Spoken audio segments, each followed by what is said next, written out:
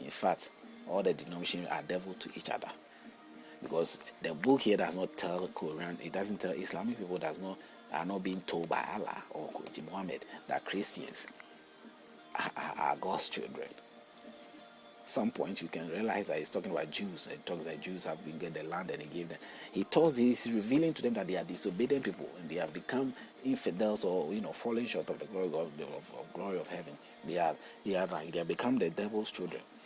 It's the same way Jews were never being told that Ammonites were God's children. So definitely, you just as the Jews were confessing Jesus being the devil, the same way Jesus was seeing them as also the sons of the devil. So whatever denomination you become part of, you sort of condemn the other. You are advised and you learn something that makes you give you the right to condemn the other. I'm none of all these things. In order to discover the truth and discover answers. Because if I'm part of that, then I'm bound to see who the devil is or the devil might be. Anything outside of me. So you and I stand in the grounds and you have a religious and I don't have to. And you think that I'm evil, you are doing a great big time mistake. You have no reason to think that way. I'm a seeker for the truth. I have realized something. I'm standing. There are many who are outside of these groups, who have clearly seen the picture, who are saying that, but this thing, how does these things make sense to people? And they keep trooping onto it, following it as if it's right. Sorry. That is the situation we're talking about. You seeing something which is not logic, you're seeing it as logic, or even you don't see it as logic, but you're accepting it anyway because of an experience or because of whatever it is you've been told, because somebody continuously insisted and continually told you that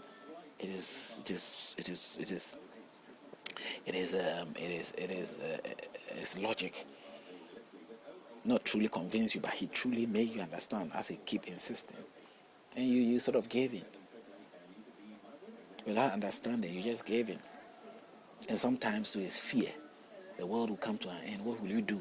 Because God is coming, God will do that. And the fear that what will happen at the end of that, you don't end up anywhere. And if man knows that you lose your life. And so the fact that you're losing your life and you don't have a good life and you don't know where to end up, and there's a promise that they'll give you life and you continue and you have a glorious place to live. He says, sow your seed where. There's another statement which tells you that you sow into the God's kingdom is better than sowing in whatever, and sow where it says sow where your heart is. Put your worth or whatever it is where your heart is. Your heart is where. Definitely a glorious place, a good place. So you sow your seed there. And the good place is where what is being told you, heaven, your imagination of hope of heaven. And you can do all that sacrifices and neglect your responsibility as a physical human being. The very life that you have now, you will neglect that and rather put your hope in something which is neither here nor there that you know of. It may be there, but you don't know of it. You have no evidence of it. But you are trusting in something. You are being convinced to trust along that line. Think about it. Listen to the video. Don't just take one piece and then conclude. My points are valid. I'm putting the points out gradually.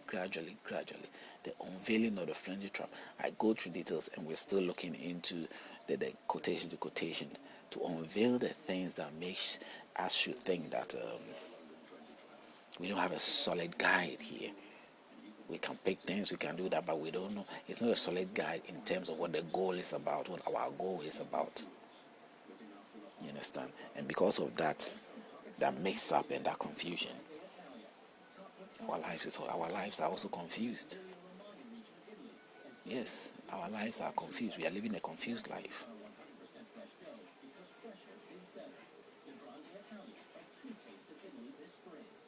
So if you look at what the prophecies of Revelation or the prophecies of the Quran and all that, you ask yourself, is it meant for me or is it meant for who?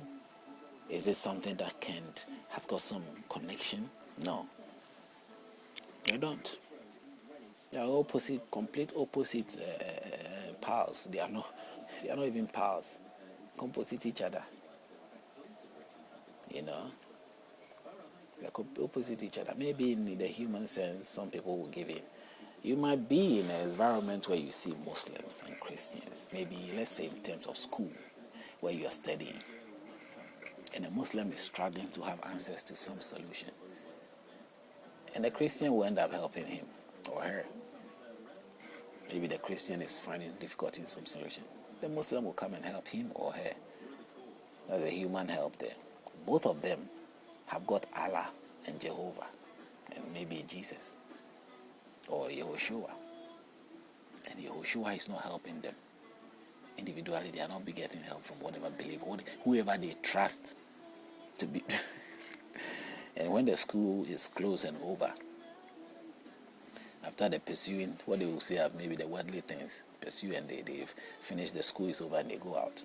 They will take their book and try to convince somebody who is not into maybe another religion or maybe not into any religion that you have to believe and trust in Jehovah or you have to believe and trust in Allah. They will go out there and be telling this, trust in that, and your life will be okay. He will bless you, He'll give you what sort of blessing, money, or He'll give you wisdom. Yeah, in the Bible it tells you God gives you wisdom, Jehovah gives you wisdom, guide, wisdom.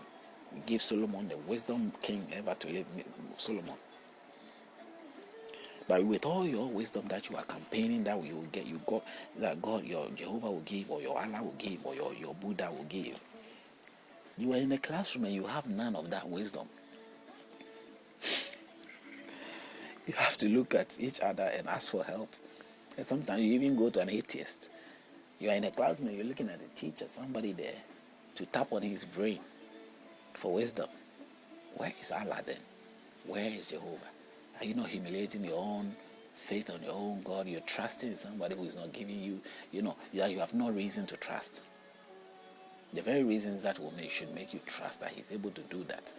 You're being disappointed every day, every second of your life. And you don't see through that. I'm not the one telling you. I'll give you an example.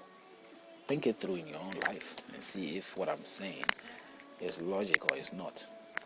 Maybe you have other reasons that you base your own on. And most of the time, they I don't know whether it's another advice, they shut their brains off. Oh, I don't want to listen to this guy. I don't want to know about these things. Complete distortive person, deceptive. This is very evil. He doesn't want anything to do with. And they are just making a fool out of themselves. The fool does not see he's a fool, but rather he tells people to be fools. Logical things are making the world move on. Your own faith will tell you that it is the logic that made you have faith. I have faith in something more than you. I may not stand there with an image before you like you are standing around there with an image before yourself and telling me that is God. This is Jesus. This is Jehovah. This is that. This is Allah. This is, you are telling me all that imaginative thing with no reason behind it. No thought of logical thoughts behind it. But I have logic approach to life. But I have no image to show you yet. I might not have. I may have got it. But I am insisting on that image to be real. Not insisting, but I'm looking at, the real manifestation. I am not going to make that manifestation up myself like you are doing or like you will do, or that you're falling under. What has been made up, you are falling under that. I don't. If it is real, what you have fallen under is real. My approach and my attitude is to make to see the truth of it. That is what this is about. Jehovah, Allah, whichever way it is, it's nothing personal. It's something that requires to be done. It is necessary to get the truth, to the core of the truth, to get the real answers. And to get to the real answers, you have to take this hard line of approach. If you think of it as evil, fine, that's entirely up to you. For me, if I view, there may not be the devil at all. Because evil exists in all of us.